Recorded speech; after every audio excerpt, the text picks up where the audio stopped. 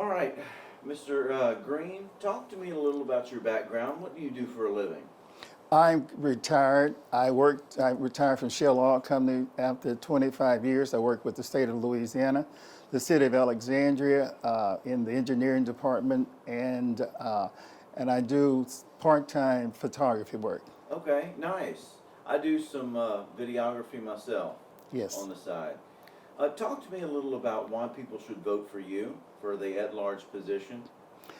I'm a person that's concerned with the city of Alexandria growing. Overall, I've always been concerned. I was elected for 2 terms to District 3, but I engaged in every aspect, all 5 districts of the city. I know the city well, the flooding, the drainage problems, the infrastructure, and I'm a people's person that can be reached, can be talked to, and I definitely respond to calls. So I'm that person that the go-to person that knows where we need to go to. If I don't have the answer, I certainly know how to get the answer for the persons. I never dismiss any of my any of my constituents when I get a call. Have you been attending the city council meetings? I've been watching them on television, and I Oh, know how they operate. okay. Talk to me a little just about do you see any problems with communication right now between Mayor Hall's office and the city council? There's some friction there. It is, and what I'm a person of, I like to bring back civility to the council, whereas everyone has an opinion, and you need to be able to speak calmly and get your point across without being very aggressive toward each other. In the council, there's the legislative branch, they are. And the mayor is the executive branch. So you have to distinguish the two. So you can't be on the council and run the mayor's office and vice versa. He can't be in the mayor's office and run the city council. You have to work together in cohesion.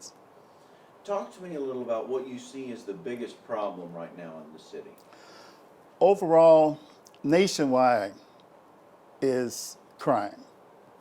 In the city of Alexandria, we're not only the city that has crime. We need to go back to community policing. I'm strongly for that. Chief Howard is doing the best, to me, what he can do with what he has to work with. The past administration, the current administration, we lost quite a few qualified police officers. That if we can retain these people back, hire people back to do better, we can do better with our city and crime. A lot of people refuse to talk to police officers because they are not comfortable talking with them. But if you have a relationship with the community, people will give you information. A lot of people are stigmatized with don't snitch. Well, it's not snitching. You want to correct and rectify the problems in your area by being very observant and reporting any said incidents and occurrences that are improper and illegal. Okay, talk to me a little about there's been some recent unrest on Jackson Street. Have you heard about that? There was 3 arrests. It was a large group of people that were very rowdy, and that happens a lot in the city. What do you think should be done for situations like that? Well, let's back up. I've been married since 1980. Used to live in Willow Creek Apartments. It was mostly military at that time. You had to deal with the Jackson Street cruisers.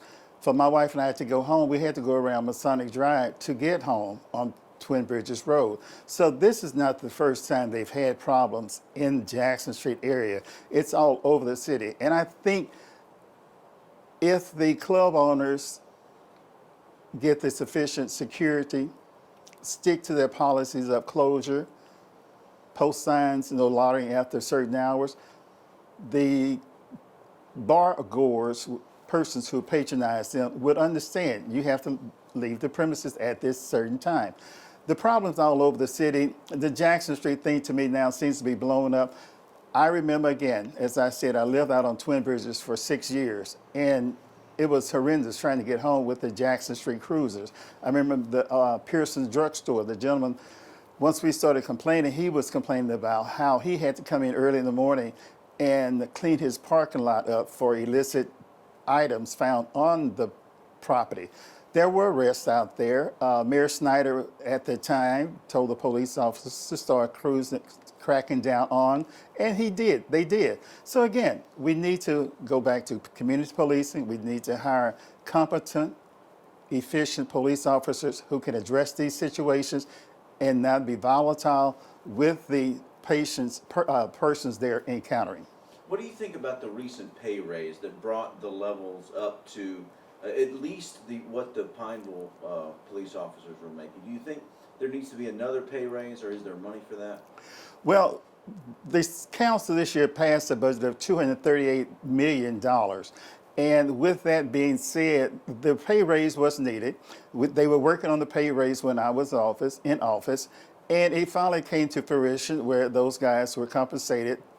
As across the country, pay raises are needed to live sufficiently and have only one job. I know quite a few officers have to do double duty. I'll see some over at Max when I'm at Max buying groceries, and I'll tease myself, "Oh, you getting the extra shift in?" They say, "Well, at that time," they say, "Mr. Green, Councilman Green, we have to maintain a lifestyle that we want," and that's understandable. So the raises for the citizens, for the city and the city employees was a long time coming, and it finally came to fruition, and I'm glad for them. Talk about some successes that you had during your 2 terms there. What are you proud of? One thing District 3 needed at that time was a good store, and I bought, along with a former councilman, Joe Fuller, we were instrumental in getting a Dollar General store on Willow Glen Road. I also was instrumental in helping refinance some bonds for the city. They saved around $17 million for the citizens. I've worked with the police jury. If you notice, when you travel after a rainstorm, it no longer floods on Broadway. That's because of the Tangent Rail project that was incorporated along with the city and the police jury mainly to replace some culverts, clean some culverts out, and to reduce the flooding. So I've been there for the citizens. I've worked with the police jury. And you just have to be there to, I've done a lot of things that I'm comfortable with. My record speaks for itself. Is there anything else you'd like to add? I just want everyone to know that I'm the person that they can go to. I feel comfortable in my position speaking with citizens, and I look forward to November the 8th being the new city councilman at large. Okay, thank you very much.